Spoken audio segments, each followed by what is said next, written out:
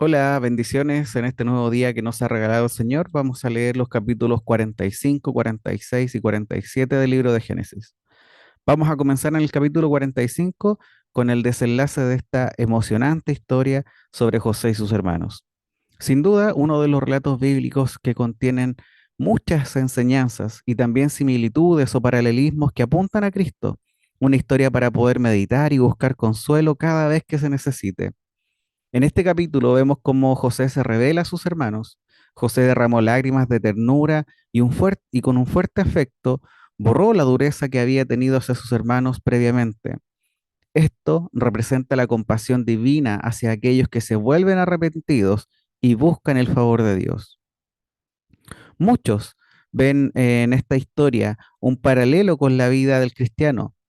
Cuando estos escuchan las palabras de José, es decir, sus hermanos, y pensamos en que fueron acusados de ser espías, pasaron como prisioneros y su hermano Simeón fue encarcelado, esto todo lo vieron como un castigo que ellos merecían a causa de su pecado. Sin embargo, todo esto ocurrió para que ellos llegaran a un sincero arrepentimiento, el paso previo para poder recibir ese abrazo tierno que leeremos hoy, ese abrazo amoroso de su hermano, que les otorgaba un perdón sincero, que debía quitar la culpa de su pecado. El paralelo que muchos ven es que el verdadero arrepentimiento es primeramente sentir el terror de la ira de Dios. Lo que realmente, comprender que realmente merecemos un castigo por culpa de nuestro pecado, pero para el fin único y verdadero, el cual es recibir un ofrecimiento de un perdón total y así poder recibir ese abrazo, recibir todo el amor por medio de Jesucristo nuestro Señor y Salvador, y así poder quitar la culpa y simplemente disfrutar el amor y la bendición de Dios. José le pide a sus hermanos que quiten el peso de la culpa por haberles vendido. Esa paz y seguridad que tiene José solo la puede lograr una perspectiva correcta de las cosas. Dios era quien había permitido todo esto.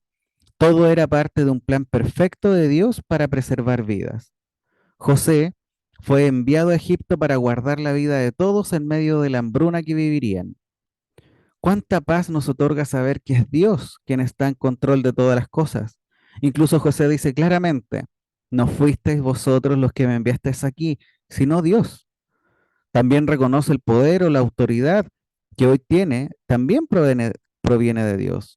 Él afirma y dice, Él me ha puesto por padre de Faraón.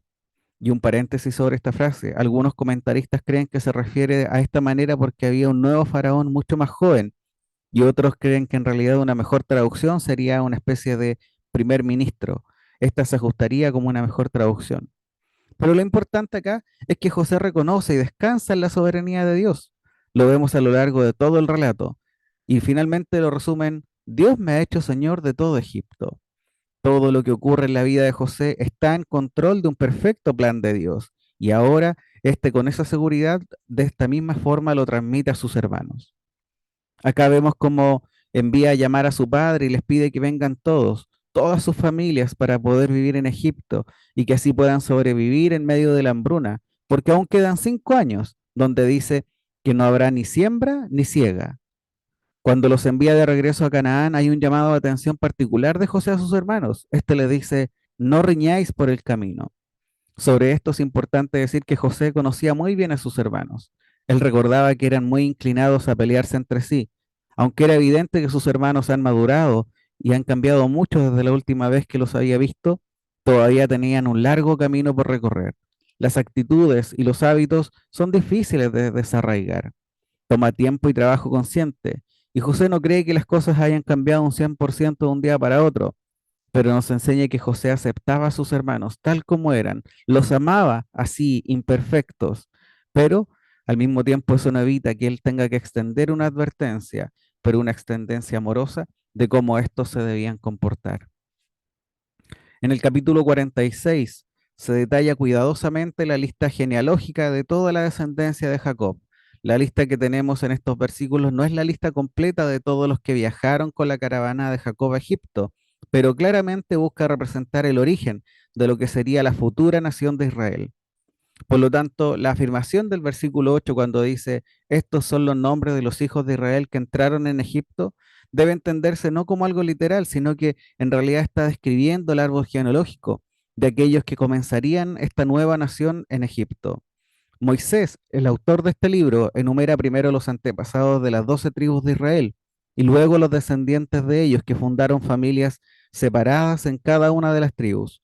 Por esta razón puede ser que solo dos excepciones, los nombres de las hijas, no fueron incluidos.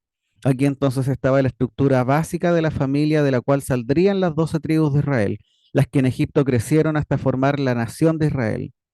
Algunos han tomado también este número 70 como algo simbólico.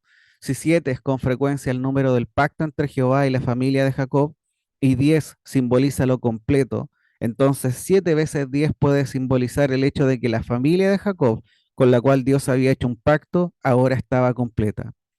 Y así vemos cómo la familia con la que Dios había establecido su pacto fue a Egipto para establecerse en Gosén. La causa principal que los llevó fue el hambre, pero como se ha dicho antes, Dios tiene un control de la historia y tiene un plan perfecto e inalterable. Podemos observar algunos puntos. El primero, que durante el periodo crítico de estos 400 años, mientras Israel crece como nación, Dios los separará de la influencia religiosa y moral de los cananeos, sobre la cual ya leímos que dice en su momento que la maldad llegará a su colmo, es decir, una vida de pecado en aumento, en la cual Dios los arranca desde ese lugar para que ellos no compartan esta maldad. Otro punto es que en este hogar temporal, las profundas diferencias religiosas y culturales con los egipcios desanimarían el matrimonio entre israelitas y egipcios. Sería mucho más fácil que Israel mantenga su fe en el verdadero Dios, no mezclando su linaje, ya que si bien los egipcios podemos ver claramente que son idólatras, para ellos los israelitas eran, al ser pastores de ovejas, serían abominables. En esto podemos ver la perfección del plan de Dios. Con esto está protegiendo al mismo tiempo al pueblo de Israel, ya que los egipcios tenían un gran dominio en esas tierras, un gran poderío de guerra, por lo tanto al mismo tiempo serían protegidos por estos, pero no se mezclarían con estos, en la perfección del plan de Dios para poder hacer crecer al pueblo de Israel. También podemos ver que esta avanzada cultura egipcia en lo que es materia de derecho, arte, ciencia, también le dará a Israel mucho material para poder establecer más tarde su propia nación y cómo establecer un gobierno en esta nueva nación. Así podemos ver cómo el plan de Dios se está llevando a cabo en Egipto, pero todo tiene un fin. Todo está, podríamos decir, fríamente calculado en la en el maravilloso poder y designio de Dios. Con esta llegada de Israel a Egipto podemos afirmar que ha terminado una gran fase de este plan de Dios para poder salvar al mundo de pecadores. Y cuando terminemos el día de hoy en el capítulo 47, vemos que describe las consecuencias del avance del hambre. En este, José crea un sistema que beneficia mucho al faraón, pero que al mismo tiempo pareciera perjudicar mucho al pueblo, ya que terminan siendo esclavos de faraón para poder recibir alimento en medio de esta hambruna. Así que bien nos podríamos preguntar, ¿cómo impactaron estas decisiones de José en la propia esclavitud del pueblo de Israel en manos de los egipcios? Te quiero animar, hermano, a que puedas seguir orando por esta actividad y meditando en esta palabra, meditando en la vida de José y sus hermanos. Y medítala a la luz de tu vida. ¿Cómo te sientes hoy en los caminos del Señor? Así que te animo, hermano, a continuar con esto. Bendiciones del Señor.